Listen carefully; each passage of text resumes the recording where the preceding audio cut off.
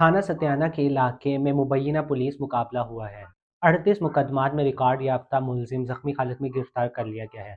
मुलजिम की शिनाख्त अल्लाह दित्ता उर्फ दित्तू के नाम से हुई है।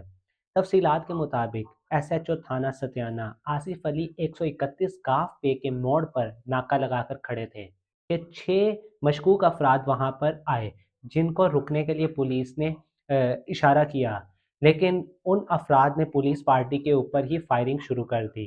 हक के दिफा के तहत पुलिस ने भी जवाबी फायरिंग की, लेकिन मुलजमान 91 गांव पे जगतपुरा की तरफ फरार हो गए। पुलिस ने मुलजमान का ताकुब किया तो मुलजमान जगतपुरा राजबा के करीब झाड़ियों में छुपे हुए पाए गए। कुछ देर पुलिस और मुलजमान के दरमियान फायरिंग का तबादला रहा, लेकिन जैसे ही फायरिंग का सिलसिला थमा तो पुलिस ने झाड़ियां चेक की तो उनमें से एक मुलजिम अपने ही साथियों की फायरिंग से जख्मी हालत में पाया गया। मुलजिम के कब्जे में से एक मोटरसाइकिल और 1.5 किलो से जायद हीरोइन भी बरामद हुई है।